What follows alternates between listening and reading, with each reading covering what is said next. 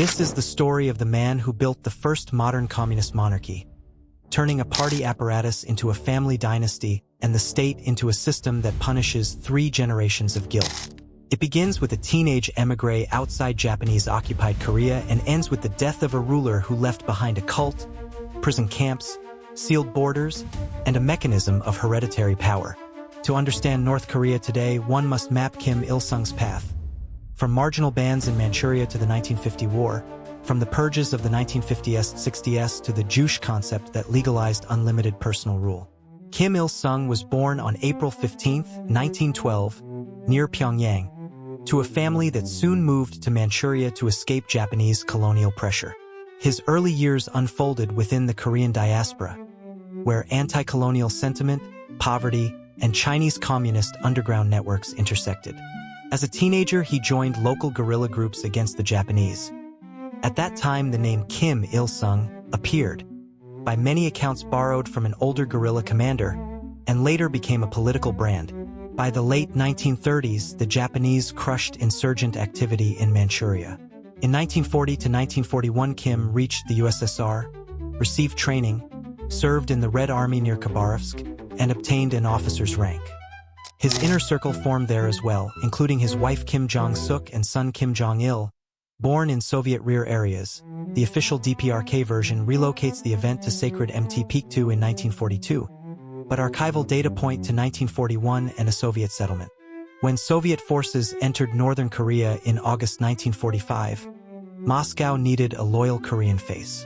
Kim fit, young, disciplined, with a guerrilla biography and no entrenched faction at home. From 1946 to 1948, he rose quickly, heading the Provisional People's Committee, turning the People's Army into his power instrument, consolidating the party, and on September 9, 1948, he proclaimed the DPRK and became its premier. The key step was the 1950 war. Kim persistently argued to Stalin and Mao that the South could be seized quickly to reunify the homeland. After receiving their signals, the North crossed the 38th parallel on June 25, 1950. Early gains collapsed under UN pressure. The Incheon landing flipped the balance. China's intervention dragged the conflict into a 3-year war of attrition. There was no victory, but Kim used the war to restructure the state. Militarized mobilization, decision-making centralization, and a repressive matrix fusing party, security, and army. After the 1953 armistice, total purges began. Several factions coexisted in Pyongyang: Soviet Koreans, the Yenin group aligned with China, Kim's partisans, and local communists who had stayed inside Korea. From 1955 to 1958, rivals were eliminated through charges of sectarianism, dogmatism, and an anti-people line. The August 1956 incident, an attempted opposition move, failed. Its participants were repressed or fled. From then on, Kim's personal rule became virtually unchallenged. In parallel, the ideological frame Juche took shape. The formula of self-reliance legitimized rejecting outside criticism and subordinating the economy to political goals. Industrialization delivered short spurts of growth while deepening autarky and dependency on central plans. In the 1960s, the personality cult expanded. Portraits in every home, loyalty badges on the chest, standardized rituals. The state codified social hierarchy via the Songbun system, making political reliability the basis for access to education, housing, and careers. A defining feature was the penal system, political prison camps, kwanliso, and the practice of 3-generation punishment turned collective liability into a tool of fear. This was not rhetoric but an administrative technique allowing punishment of families for real or alleged offenses. In the late 1970s, amid succession preparations, security services abducted foreigners, including Japanese citizens, for intelligence and propaganda needs, signaling that the regime exported repression beyond its borders. In 1972, the presidency was created and Kim formally became head of state. He gradually promoted his son as successor, translating revolutionary loyalty into hereditary succession. By the late 1980s, the system looked stable from the outside but rested on one-party rule, a personalist leader, a centralized economy, and a closed society. When Kim Il-sung died on July 8, 1994, The transfer mechanism was already in place, and the country was entering a severe economic and humanitarian crisis. The causes of the mid-1990s famine had been forming for years: autarky, misplaced priorities, planned fetishism, and permanent military mobilization. This first part traced his path from childhood to the consolidation of power and control tools. Next, internal economics, external policy after the 1960s, the mechanics of the cult, the final succession setup, and an assessment of his historical legacy. After consolidating power in the 1960s, Kim Il-sung focused on making the country as independent from outside influence as possible. He promoted the Juche ideology, which stated that North Korea should rely only on its own resources. This meant developing domestic industry, agriculture, and military strength, even if resources were limited. In foreign policy, he tried to balance between China and the USSR, receiving aid from both while keeping independence in decision-making. This allowed him to avoid dependence on a single ally. In the 1970s, he actively advocated for the reunification of Korea on Pyongyang's terms, but these efforts brought no concrete results. During this period, Kim Il-sung also prepared his son, Kim Jong-il, as his successor. Gradually, Kim Jong-il took on more official roles and gained control over key areas such as propaganda and culture. This was an unprecedented move, transferring leadership in a communist state through hereditary succession. The economy developed unevenly. Some industries grew thanks to state investment, but overall the country became increasingly isolated. By the late 1980s, as major changes swept the world, North Korea remained one of the most closed-off nations. Kim Il-sung died on July 8, 1994. His death was a major event for the country, but power quickly passed to Kim Jong-il as planned in advance. Kim Il-sung was declared the eternal president, and his cult remained a central part of the political system. After Kim Il-sung's death in 1994, his legacy became the foundation on which the next generations of North Korean leadership built their policies. His personality cult did not disappear. Portraits, statues, mandatory ceremonies, and official rhetoric remained unchanged. He was officially proclaimed the eternal president, which secured his symbolic leadership even after his death. His political model, a combination of one-party rule, a centralized economy, and isolationism, continued to exist after 1994. The principles of Juche remained the official ideology, and hereditary power transfer became the norm in North Korean politics. On the international stage, Kim Il-sung's image remained controversial. For his supporters in North Korea, he was the founder of the state and a liberator. For critics, he was an authoritarian leader who created a closed and tightly controlled system with limited rights for citizens. His influence is still felt today. The political institutions, economic structure, foreign policy approach, and leaders' cult established during his lifetime remain defining features of modern North Korea. In this way, Kim Il-sung's story is one of how a single man transformed a revolutionary movement into a state, and then into a hereditary monarchy in communist form. His rule set the country's course for decades to come and became an example of how ideology and personal power can intertwine in a closed political environment. By the early 1960s, Kim Il-sung had practically absolute power in the country. Following a series of internal party purges, he was left without serious rivals, and the state apparatus was fully subordinated to his personal decisions. At the same time, he shaped the strategic course of Juche, the official ideology that justified independence from major allies and reliance on one's own resources. Economically, North Korea at this time showed some growth. With Soviet and Chinese assistance, industrial facilities were rebuilt, and heavy machinery, metallurgy, and energy production expanded. However, the economic model remained planned, tightly centralized, and limited in flexibility. Agriculture was modernized but depended on collective farms and weather conditions. Kim Il-sung paid great attention to defense. After the Korean War, he understood that the conflict with the South was not definitively resolved, so the armed forces had to be prepared for any scenario. By the late 1960s, the country invested heavily in military infrastructure, expanded the army, and built fortifications along the demilitarized zone. In foreign policy, Kim Il-sung tried to maneuver between the USSR and China. When relations between Moscow and Beijing deteriorated in the late 1960s, Pyongyang adopted a relatively neutral stance, seeking to benefit from both sides. He signed economic and military aid agreements with both the Soviets and the Chinese, while maintaining his own political course. In the 1970s, Kim Il-sung began actively promoting the idea of a confederation with South Korea. The proposal envisioned a single state with two systems, but under Pyongyang's control.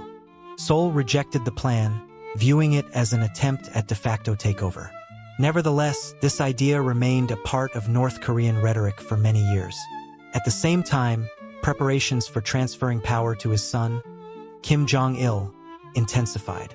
From the mid-1970s, Kim Jong-il began receiving high-ranking party and government positions.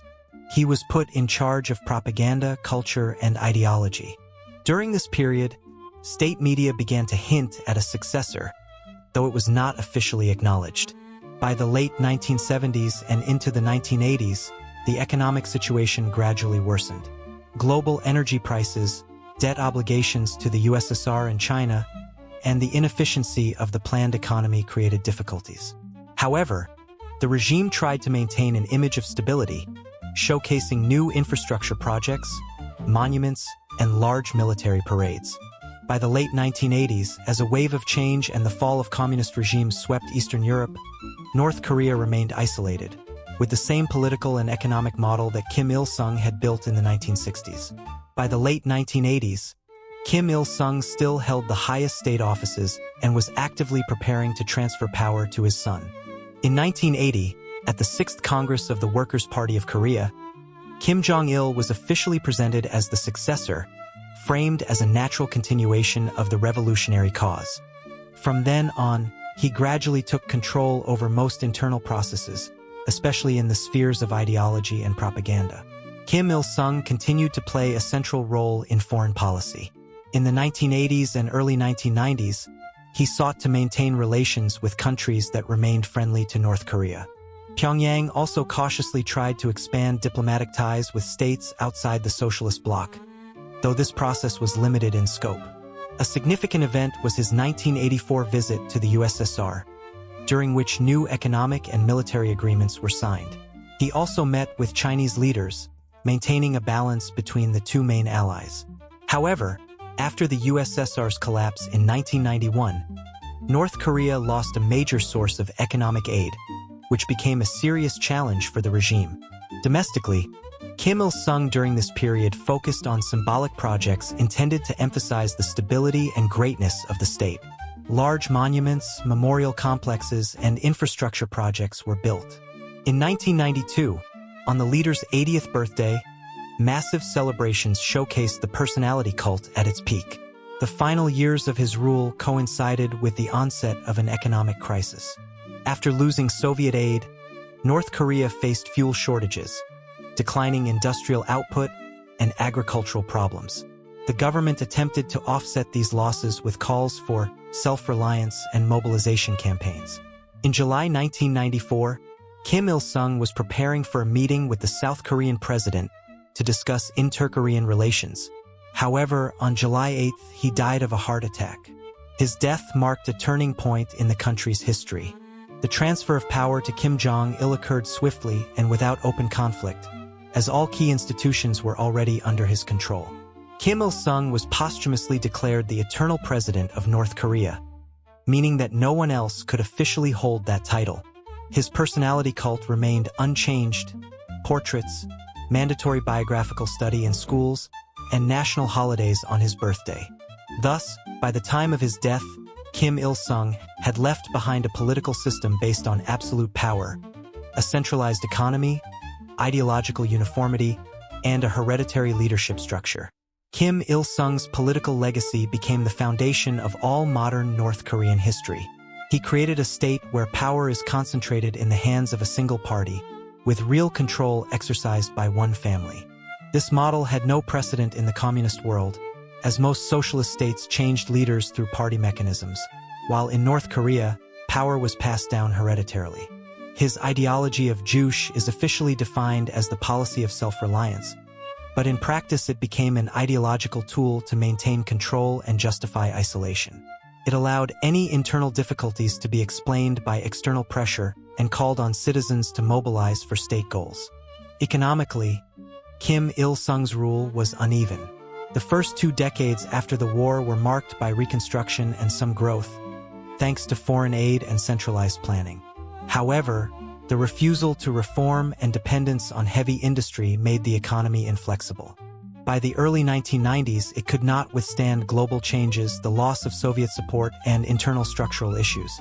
On the international stage, Kim Il-sung left a mixed legacy. On one hand, he managed to preserve the country's independence between 2 major allies, the USSR and China. On the other hand, his policies led to isolation that limited economic and diplomatic opportunities. A special place in his legacy belongs to the personality cult. It was deliberately and systematically created using all the tools of the state, from education to art. The cult not only reinforced personal power but also formed a new political tradition in which the leader is presented as the central and irreplaceable figure of the state. After his death in 1994, all key elements of his model remained intact. The transfer of power to his son occurred without any change in the structure of the political system. This confirmed that Kim Il-sung had created not just a regime but a mechanism for the self-replication of power. Today, decades after his death, North Korea continues to exist within the framework he built. His image remains in state symbols, official rhetoric, and the daily lives of citizens. While world history has known many examples of authoritarian leaders, Kim Il-sung's experience in creating a stable but closed hereditary rule in a communist state remains unique. This is the story of the man who built the first modern communist monarchy, turning the party apparatus into a family dynasty and the state into a system of punishment for 3 generations of guilt. It begins with a teenage émigré outside occupied Korea and ends with the death of a ruler who left behind a cult, prison camps, sealed borders, and a mechanism for hereditary power. To understand North Korea today, one must trace Kim Il-sung's path. From marginal bands in Manchuria to the 1950 war, from the purges of the 1950s-60s to the Juche concept that legalized unlimited personal rule. Kim Il-sung was born on April 15, 1912, near Pyongyang. His family soon moved to Manchuria to escape Japanese colonial pressure. His early years were spent among the Korean diaspora, where anti-colonial sentiment, poverty, and the influence of the Chinese communist underground intersected. As a teenager, he joined local guerrilla groups against the Japanese and took the name Kim Il-sung, which became his political brand. By the late 1930s, Japanese counterinsurgency campaigns forced him out of Manchuria. In 1940 to 1941, he found himself in the USSR, underwent military training, served in the Red Army near Khabarovsk, and obtained an officer's rank. It was there that his inner circle formed, including his wife, Kim Jong-suk, and his son, Kim Jong-il, born in the Soviet rear. In August 1945, when Soviet troops occupied northern Korea, Moscow needed a loyal Korean face. Young, disciplined, with a guerrilla background, Kim Il-sung was the ideal candidate. From 1946 to 1948, he rose quickly, heading the Provisional People's Committee, consolidating the party, turning the People's Army into his main instrument of power, and on September 9, 1948, proclaiming the creation of the DPRK and becoming its premier. The decisive move came with the decision to start the 1950 war. After securing approval from Moscow and Beijing, North Korea attacked the South. Initial successes were broken by UN forces, and the war dragged on for 3 years. Although there was no victory, Kim used the conflict to strengthen his power, centralize decision-making, and build a repressive system that fused the party, army, and security services. After 1953, he carried out large-scale party purges. The Soviet and Chinese factions, as well as internal opponents, were eliminated or sidelined. From the mid-1950s, Kim Il-sung's power became unchallenged. At the same time, he formulated the Juche ideology, a course of complete self-reliance that justified isolation and centralized control. In the 1960s, the economy still grew, particularly in heavy industry, but remained strictly planned. The army expanded, and fortifications along the demilitarized zone were strengthened. Kim skillfully maneuvered between the USSR and China, securing aid from both. In the 1970s, he proposed a confederation with the South, but Seoul rejected the idea. Meanwhile, he began grooming his son, Kim Jong-il, as his successor, giving him control over propaganda and ideology. During this period, the economy began to face difficulties: declining efficiency, dependence on fuel imports, and reliance on foreign technology. In the 1980s, Kim Il-sung remained a central figure in foreign policy. He visited the USSR, signed new agreements with China, and sought to expand contacts with other states. But after the collapse of the USSR in 1991, North Korea lost its main economic partner. This marked the beginning of a prolonged crisis. In 1992, at celebrations for his 80th birthday, he was at the peak of the personality cult: giant monuments, massive parades, and national holidays. Yet the economy was already in decline, and agriculture could no longer fully feed the country. On July 8, 1994, Kim Il-sung died of a heart attack while preparing for a meeting with the South Korean president. The transfer of power to Kim Jong-il occurred without resistance, as all mechanisms had been prepared in advance. Posthumously, he was declared the eternal president of the DPRK. His political system, ideology, and personality cult remained intact. The state he created continued to exist as a hereditary communist monarchy, a unique phenomenon in world politics.